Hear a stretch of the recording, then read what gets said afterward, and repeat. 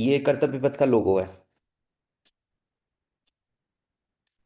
ठीक है, चलो। प्रतिभा सेतु, सबसे पहले अपने उस नोट्स में लिखो प्रतिभा। ठीक है, इसकी फुल फॉर्म एक बार खुद से बना के देखना कि पी से क्या होगा। बिना देखे खुद से बनाने का एटलीस्ट ट्राई करना पहले। ये यूपीएससी का एक पोर्टल है प्रतिभा सेतु। इसमें क्या है कि जो यूपीएससी का एग्जाम होता है, 3 स्टेज का होता है, प्रीलिम्स, मेंस, इंटरव्यू। अगर कोई भी पर्सन तीनों स्टेज को पार कर लेता है बट वो सेलेक्ट नहीं हो पाता, इसका मतलब वो टैलेंटेड है बट क्वालिफाइड नहीं है। ठीक है ना। तो ऐसे लोगों को एम्प्लॉयमेंट प्रोवाइड करने के लिए और इस टैलेंट को यूटिलाइज करने के लिए यूपीएससी ने एक पोर्टल लॉन्च किया है, प्रतिभा सेतु। ठीक है ना। ये 2025 में लॉन्च किया था। इससे पहले जो पोर्टल था वो था पब्लिक डिस्क्लोजर स्कीम। ये 2018 में लॉन्च किया था। तो इसका ऑल्टरनेटिव आया है। ठीक है। अब इसमें क्या करेंगे कि जो भी, जैसे यहाँ पे लिखा हुआ है, जो वेरीफाइड एम्प्लॉयर्स हैं, जैसे कि मिनिस्ट्रीज हैं, पीएसयू हैं, ऑटोनॉमस बॉडी हैं। एक मिनट, पेन चेंज कर लेता हूँ।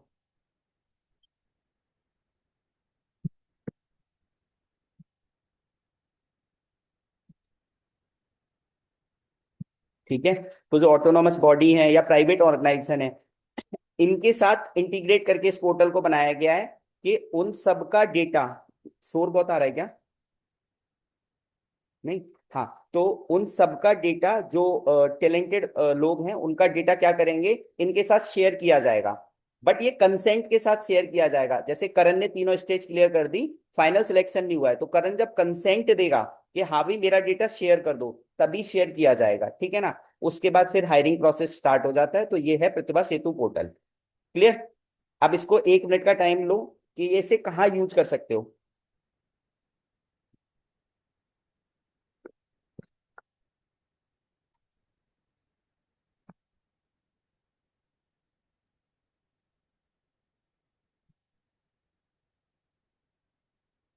जल्दी लिखो। दिवांग लिखना है, वहीं पे लिखना है जहां पे प्रतिभा लिखा है ना। अभी सोचना है कि कहाँ यूज कर सकते हैं सिलेबस में। अच्छा, इस स्कीम में, पीडीएस स्कीम में और प्रतिभा सेतु में एक ही डिफरेंस था कि पीडीएस में ना डिजिटली इंटीग्रेट नहीं किया गया था पीएसयू के साथ, ऑटोनॉमस के साथ। अब क्या है कि प्रतिभा सेतु में डिजिटली इंटीग्रेट कर दिया है सारे डेटा को।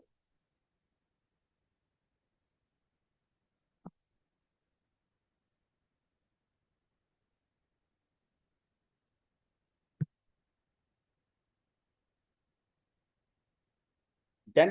अब आ जाओ इंडिया ओमान। ओमान की कैपिटल क्या है? लिखना। नहीं पता होगी तो ढूंढना आपको ही है, ये कैपिटल मैं नहीं बताऊंगा। ओमान की लोकेशन पता है सबको? कि जो स्ट्रेट ऑफ हॉर्मुज है उसकी छोटी सी टिप है वो ओमान है। उसके नीचे यूई है, यूएई है, और उसके राइट हैंड साइड में ओमान है। और इधर कौन सा ओशन है? अरेबियन सी है। ठीक है ना। तो स्ट्रेट ऑफ हॉर्मुज किसको कनेक्ट कर रहा है? पर्सियन गल्फ को और गल्फ ऑफ ओमान को। ये एक बार मैप में जरूर देख लेना, जो जो मैंने बताया। इसके नीचे स्ट्रेट आती है, वो है Babla Manadev.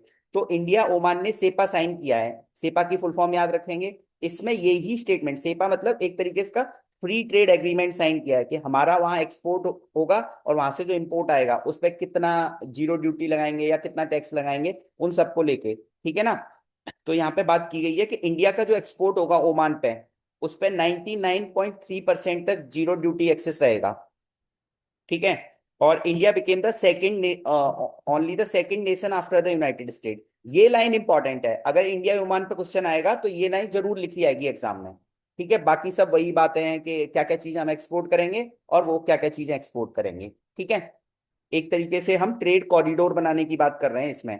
New trade corridor for विकसित भारत, ये आप मेंस के लिए लाइन यूज कर सकते हो कंक्लूजन में। ये यहां से उठा लो, किसी कंक्लूजन में यूज कर लेना। एक कॉरिडोर हम बना देंगे इकोनॉमी में विकसित भारत का, जितने भी हम एग्रीमेंट साइन कर रहे हैं वहां पे यूज कर लो। क्लियर। इसके बाद देखो प्रोजेक्ट उदायक, ये 1990 में लॉन्च किया था बीआरओ ने। हमें ये याद रखना है कि किसने लॉन्च किया था। बीआरओ ने लॉन्च किया था। ठीक है ना। इसमें क्या है, असम और अरुणाचल प्रदेश के जो दूर दराज के एरिया हैं, पहाड़ी एरिया हैं, जहां पे हम आसानी से पहुंच नहीं सकते, उन एरिया में इंफ्रास्ट्रक्चर को डेवलप करना। अब इसके सिमिलर प्रोजेक्ट है प्रोजेक्ट दंतक। इसके बारे में आपको खुद से पढ़ना है। ये 1960 के आसपास शुरू हुआ था project दंतक।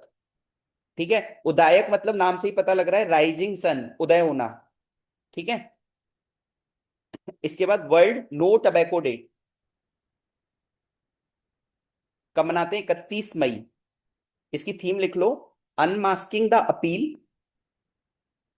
Unmasking the appeal, countering nicotine and tobacco addiction. Nicotine और तंबाकू की लत से छुटकारा, countering the nicotine and tobacco addiction. ठीक है, एक अब देखो ये थीम पूरी तो याद रहेगी नहीं, एक चीज ध्यान रख लेना, टबैको थीम है, टबैको वर्ड एटलीस्ट एक बार लिखा हुआ है। ठीक है ना। निक्षय पोर्टल इसी से रिलेटेड था। भासनी की फुल फॉर्म लिखो। देखो, डिजिटल इंडिया भासनी डिवीजन, सबसे पहले तो ये किसके अंदर है? इस करंट अफेयर को पढ़ने से पहले आपके दिमाग में ये फीड होना चाहिए, जो डिजिटल इंडिया भासनी पोर्टल है, ये मीटी के अंदर है। ठीक है ना। अब ये देखो यहाँ पे लिखा हुआ है digital India Bhashini division under digital India corporation, ministry of electronics and information technology. तो ये भी याद रखना है, कई बार ये पूछ लेगा कि डिजिटल इंडिया भासनी डिवीजन किसके अंदर बनाया गया है, तो डिजिटल इंडिया कॉर्पोरेशन के अंदर बनाया गया है। डिजिटल इंडिया कॉर्पोरेशन किसके अंदर है? मीटी के अंदर है। जब भी कोई न्यूज़पेपर आप पीआईबी का पढ़ते हो ना, तो ऊपर लिखा रहता है यहाँ पे मिनिस्ट्री। ठीक है ना। 99% वो मिनिस्ट्री सही लिखी रहती है, कई बार मल्टीपल मिनिस्ट्री से एसोसिएटेड कोई करंट अफेयर होता है तो वो अलग अलग मिनिस्ट्री के अंदर लिखा रहता है। ठीक है ना। अब इसमें हमें कुछ भी हमारे लिए इंपॉर्टेंट नहीं है, बस हमें ये याद रखना है भाषिनी पोर्टल क्या है। जैसे अगर मोदी जी मान लो तमिलनाडु में कोई स्पीच दे रहे हैं हिंदी लैंग्वेज में, तो भाषिनी पोर्टल के तहत वो तुरंत की तुरंत तमिल लैंग्वेज में ट्रांसलेट हो जाएगी। तो भाषिनी क्या है? एक अनुवाद करने का मंच है। ठीक है ना। अब इसमें और क्या याद रखना है, 22 लैंग्वेज में इसमें अनुवाद कर सकते हैं, और इसकी फुल फॉर्म है भाषा इंटरफेस फॉर इंडिया, भारतीय भाषा अनुवाद। ठीक है, डन, इतना याद रखेंगे।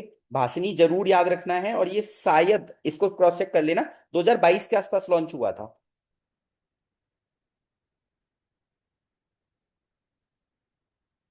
ठीक है, अगले करंट अफेयर पे आ गए। आज आपका होमवर्क यही है कि आज आपको सुप्रीम कोर्ट का ये वाला सुप्रीम कोर्ट पूरा पढ़ना है। ठीक है, सुप्रीम कोर्ट के नए 5 जज अपॉइंट हुए हैं, तो आर्टिकल याद रखो 124 क्लॉज 2। देखो, हम यूपीपीसीएस प्रीलिम्स के प्रोस्पेक्टिव से पढ़ रहे हैं। ठीक है ना, हम इन चीजों को इग्नोर करते हैं, यूपीपीसीएस इन्हीं को उठा के पूछता है। उनको रिमूव, रिजाइन करते हैं वो 124 क्लॉज 4। 124 के अंदर ही क्लॉज 4 अपॉइंटमेंट है, 124 क्लॉज 2, 124 क्लॉज 4 में उनका रिमूवल है। ठीक है, और इसमें वो रिमूवल किसको करते हैं? प्रेसिडेंट को ही करते हैं। सुप्रीम कोर्ट के जज अपॉइंट कौन करता है? प्रेसिडेंट ही करते हैं।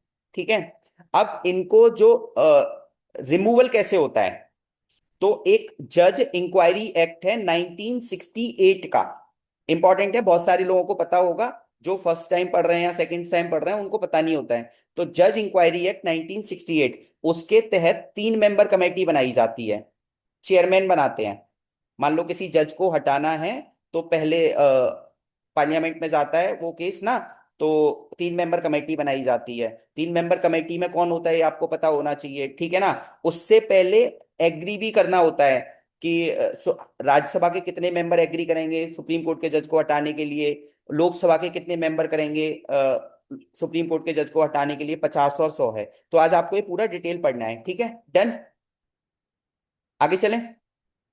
इनके नाम नहीं याद रखने, बस ये आर्टिकल जरूर याद रखना है। ठीक है, इसके बाद आ गए साउथ अफ्रीका की मीटिंग एमएसएमई। तो एमएसएमई में ये आपका अलग से एग्जाम्पल बहुत बढ़िया फिट होगा, क्योंकि आपको पता है कि और कोई लिखेगा नहीं, 99% कोई नहीं लिख के आएगा कि एमएसएमई के लिए हम नेशनल कोलोबरेशन तो कर ही रहे हैं, नेशनल इनिशिएटिव, इंटरनेशनल एफर्ट भी लगा रहे हैं, कि हमने इंटरनेशनल एफर्ट एक हेडिंग बनाएंगे, साउथ अफ्रीका के साथ अभी एक्सपर्टीज नॉलेज शेयरिंग की है, फाइनेंस का या इनफॉर्मलाइजेशन को कैसे एमएसएमई के फॉर्मलाइजेशन में कन्वर्ट करें, जो जो एमएसएमई में कमियां हैं उन कमियों को दूर करने के लिए हमने अभी साउथ अफ्रीका के साथ एग्रीमेंट साइन किया है। अब प्रीलिम्स में क्या क्वेश्चन बन सकता है कि ये जो मिसेस स्टेला तंबीसी नदेवनी ये आए थे, इन्होंने क्या एग्रीमेंट साइन किया, ये कहाँ के थे? ठीक है ना। तो वहां की जो एमएसएमई मिनिस्ट्री थी उसके हेड होंगे, उन्होंने ये एग्रीमेंट साइन किया था। तो अब कैसे याद रखोगे? तम्बीसा नदाम्बी। अगर नामीबिया ऑप्शन में आ गया तो आप नामीबिया टिक कराओगे, पता है? नहीं करके आओगे? तो इसको याद करो।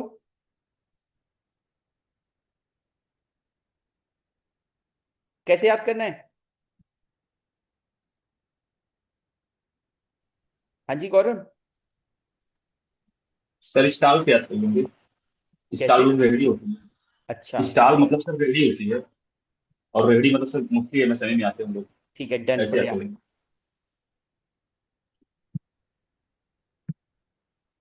ठीक है। एमएसएमई के प्रोडक्ट हम रेडी पे लगा रहे हैं, तो ऐसे करके कुछ याद कर लेंगे। आगे चलें। अब साउथ अफ्रीका की 3 कैपिटल हैं, आप लोगों को पता होगा ना।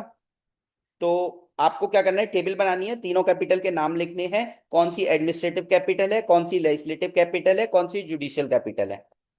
ठीक है। एक प्रिटोरिया है, एक ब्रो करके कुछ है एक नाम। ठीक है ना, एक बार इसको देखना है। आगे चलते हैं।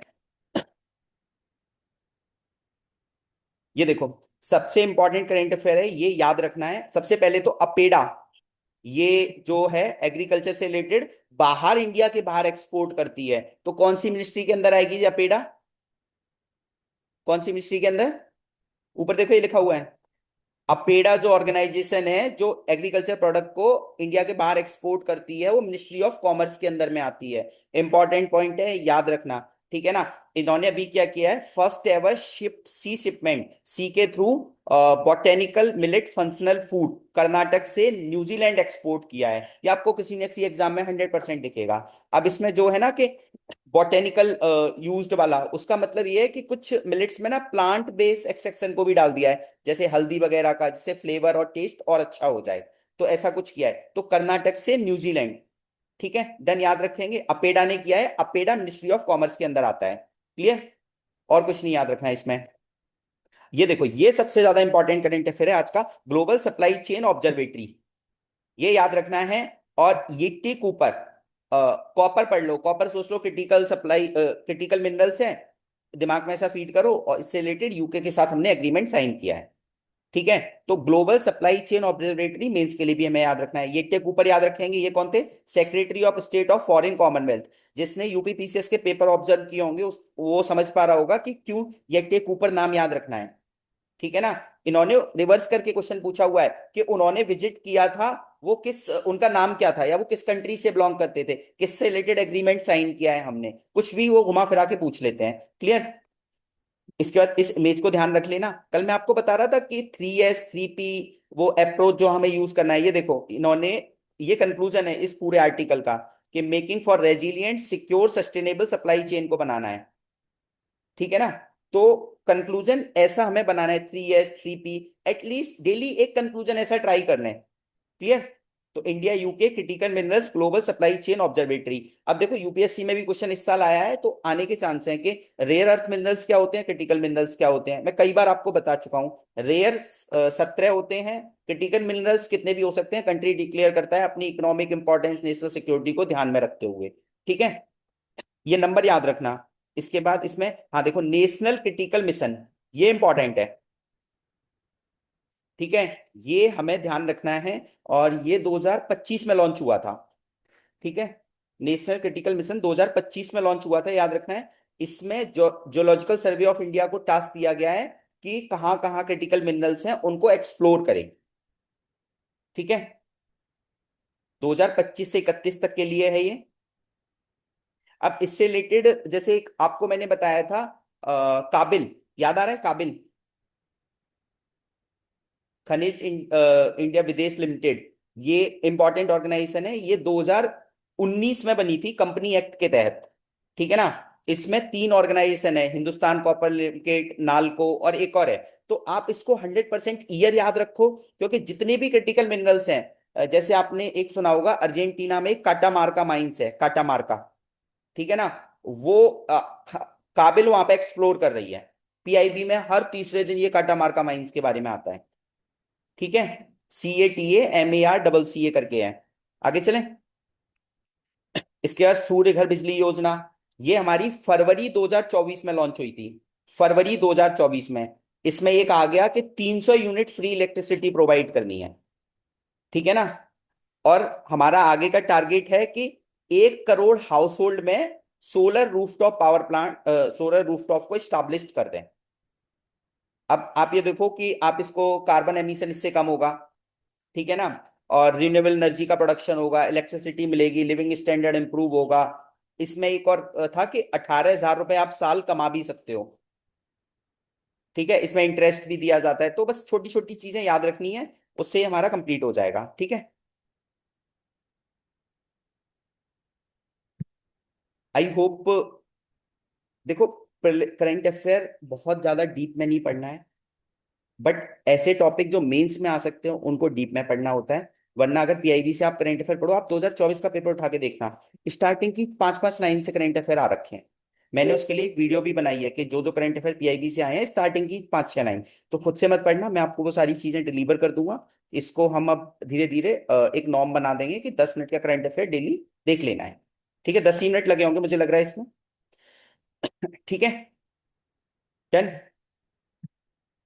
और मुझे बस एक ही है कि कल जिसने डिस्कशन नहीं किया है, मैं भी थोड़ी देर बाद वीडियो अपलोड कर दूंगा, उसे देख लो, जिससे कि GS 5 और 6 पे आपकी कमांड धीरे धीरे आने लगे, ठीक है।